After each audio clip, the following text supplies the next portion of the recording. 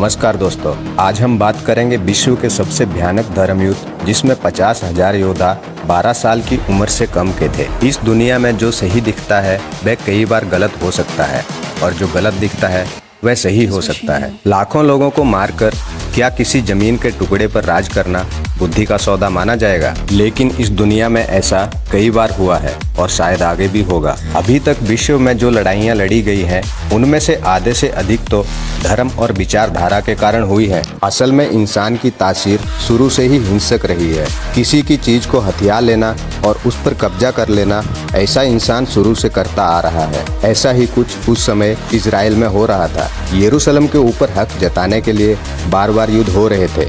ईसाइयों ने ईसाई धर्म की पवित्र भूमि फिलिस्तीन और उसकी राजधानी यरूशलेम में स्थित ईसा की समाधि पर अधिकार करने के लिए 1095 और 1291 के बीच 7 बार जो युद्ध किए उसे क्रूसेड युद्ध कहते हैं। तो आइए जानते हैं क्रूसेड युद्ध की ऐसी हकीकत जिसे शायद भारत के लोग नहीं जानते होंगे। इतिहास की हमारी पुस्तकें क्रूसेड युद्ध को ईसा के लिए युद्ध या ईसा मसीह के लिए धर्म युद्ध बताती हैं। असल में कुछ 1000 ईस्वी के बाद से फिलिस्तीन और उसकी राजधानी यरूशलेम पर मुस्लिमों ने कब्जा कर लिया था।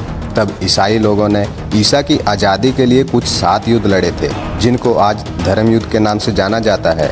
इन 7 युद्धों में कई लाख लोगों की जान चली गई थी। सन 1095 से 1291 के बीच जो 7 बार युद्ध हुए उन्हीं को आज क्रूसेड युद्ध कहा जाता है। वैसे तो भारत में इस क्रूसेड युद्ध की अधिक जानकारी तो नहीं है, बस कुछ कहानियों में ऐसा बताया गया है कि साल 1212 में फ्रांस के स्तेफा नाम के एक किसान हुए थे। वह ईसा के परम भक्त थे और वे चमत्कार भी किया करते थे।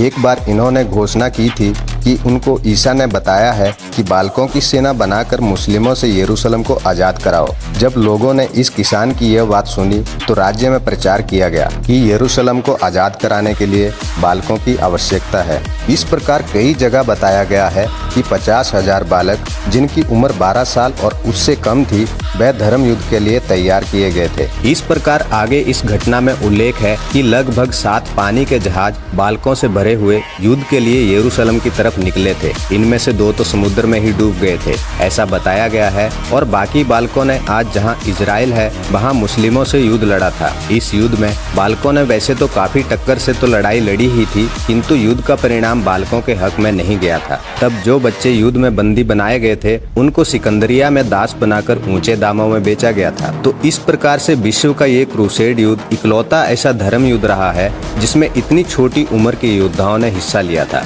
वैसे इस युद्ध में बालकों को युद्ध के लिए भेजने वाला फैसला जिस भी व्यक्ति ने लिया था, क्या आप उसको बुद्धिमान बोल सकते हैं? दोस्तों, वीडियो अच्छा लगा हो तो वीडियो को लाइक करें और चैनल को सब्सक्राइब करें। मिलते हैं अगले वीडियो में एक नई जानकारी के साथ।